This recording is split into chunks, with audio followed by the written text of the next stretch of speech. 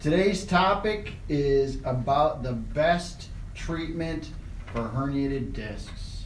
We treat a lot of herniated discs, and we did another video and somebody asked me a question, does that happen every time? And we're going to talk a little bit about how that treatment works, because they weren't too sure. So we are the Illinois Back Institute, and we specialize on treating back pain, and our goal is to give you information about how to solve your back problems, to give you the tools, because doctors are not obligated to report their findings. So our goal is to help educate you. The better educated you are about your problem, the more likely you are to get better.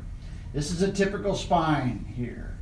Head's here, the hips are here. There's 24 vertebrae between the head and the hips. The vertebrae are the bones. In between each bone there is a disc. The disc allows for motion. Also, the disc allows enough room for a nerve to exit directly off of the spinal cord.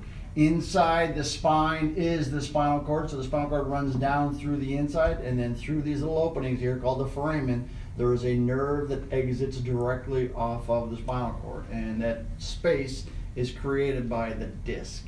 And what can happen sometimes is that disc can start to come out between that space. That's the herniated disc. So the disc is a lot like a jelly donut, in the sense that the outside of the disc, there's a thick material we call the annulus. Inside the disc, there's a jelly-like substance called the nucleus. The nucleus is designed to move around a little bit. But what can happen is when you have a change in the load on the disc, the annulus can start to break down. The annulus is the outer portion. So when the center of gravity goes directly through the middle of the disc, so when the center of gravity goes straight down like this, the stresses are distributed evenly throughout the annulus, and it's through the nucleus that the stresses are distributed evenly. But what can happen sometimes is you can change the angle of the load. When you change the angle of the load on the nucleus, if the angle changes, very often what happens is it'll start to push the annulus out. It'll start to push the nucleus out, and in this area of the annulus, you'll start to get a breakdown, and you'll develop a little tear. It's called a fissure. And because the nucleus is a jelly, the nucleus will start to push out through the fissure. That is the herniated disc. Looks like this on an MRI.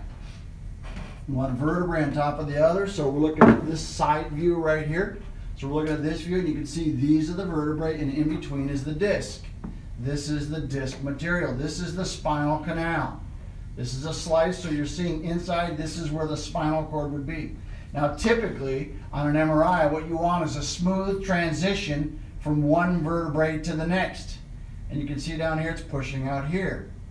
This is the herniated disc. This is the outer portion. This is the top view. This is the outer portion. This would be the jelly. You get a tear in the annulus, and the nucleus starts to migrate out.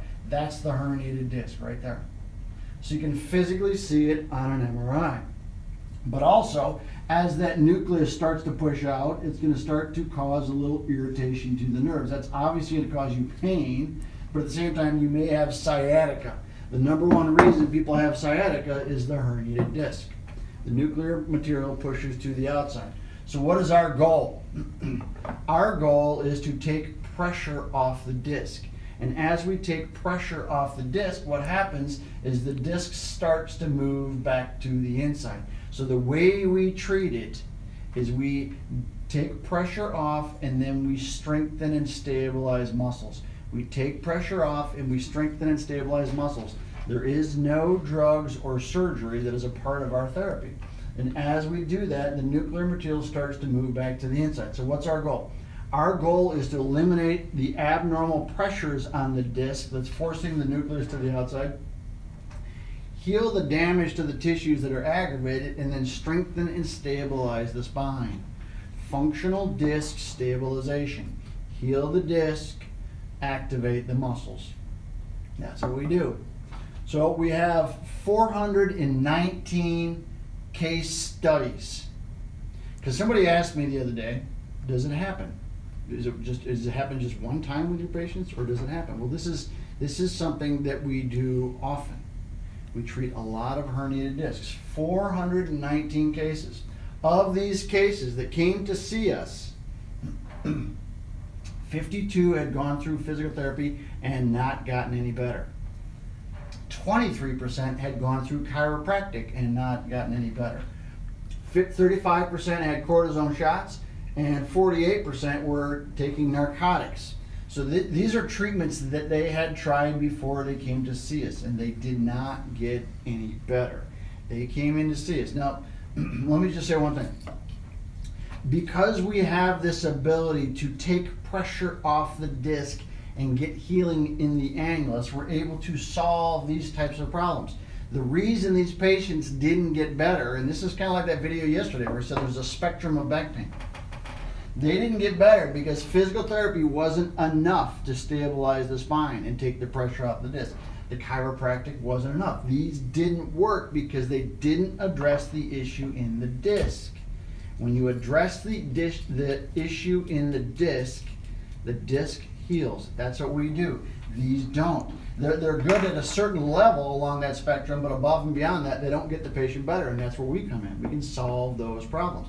So these patients had gone through all these therapies, not gotten better. When they started our therapy, and I'm not going to talk too long about the oswestry, but their oswestry disability index was a 46. A patient with a 46 that has failed therapy is a surgical candidate. So we know these patients were candidates for surgery. Their ending oswestry after having gone through our program was a 9. It's scored on a scale of 0 to 6, and there's 10 questions, and we score it, and it goes from 0 to 100. So 46 means you're disabled at 46%. When they were done, they were 9. When beginning pain was a 9. When they were done with our therapy, their pain was a 0.8. So they had gotten better by 37 points. This is important because when you look at studies about how effective a treatment is, you look at this number right here. It's the oswestry disability index. Their number was a 37. Our number was a 37. So they got better by 37 points. The pain got better by 7.2. These were surgical candidates. There's 419 patients. This is what it looks like. Patient came in, herniated disc. Here's the disc, here's the vertebrae, herniated disc pushing into the spinal canal. Went through the program, disc moved slowly back to the inside. By the end, the herniated disc completely gone. Here's another one. Very large herniated disc. You can see it here. After the therapy, herniated disc was gone. Again, it's about taking the pressure off the disc, getting the nucleus to move back to the inside, and strengthening and stabilizing the muscles. Same thing here. Nuclear material pushing into the spinal canal. After the therapy, herniated disc was gone. More of the same. Okay, bulging disc here, herniated disc here. After the therapy, nucleus was gone. Same thing. Bulging disc, herniated disc. After the therapy, patient was better. Same thing. Herniated disc pushing into the spinal canal. Herniated disc pushing in at the end, better. Here's a neck. We don't talk a lot about the neck, but we treat a lot of neck patients. Same thing. Take the pressure off the disc, get the healing of the disc, reactivate the muscles. Very, very large herniated disc. Pushing into the spinal canal, actually pinching the spinal cord. You can see here's the brain stem, the spinal cord that runs down through the inside. Herniated disc pinching the spinal canal. At the end of it, herniated disc better. Okay? We have a study. In this study, it was identified that we have the best program for eliminating chronic back pain, including the herniated discs. Okay? So we know that this is the best treatment. We have the study that proves it. We also have other case studies, because it's not just about the herniated disc, it's about the disc. And when you heal the disc, it doesn't matter if it's herniated, if it's bulging, or if it's degenerated. So we have 265 case studies of patients that had spondylolisthesis. We have 758 case studies of patients that had a degenerated disc. If 790 cases of patients with bulging disc. 752 cases of patients with sciatica. We treat more sciatica than anybody, and we treat it successfully. 718 cases of stenosis. So if you have back pain, doesn't matter if it's a herniated disc, bulging disc, degenerated disc, and you're not getting better, we're here to help. We do these videos so you know that you have options. This is an option for bad backs. We're here to help you. We want you to like our Facebook page. We want you to share our information. And if you want to watch more videos, we have all our videos archived on YouTube. So subscribe to our YouTube channel and share our information. So that's it. It's Friday. It was a long week. I'm a little tired. Got to go home. So I'm done. We'll see you next week. Again, Tuesday is tips, Wednesday is stretches, Thursday is exercises, and Fridays about why you have the pain. So have a good weekend. Be careful. Cameraman's turning off the cameras. And we'll see you next week.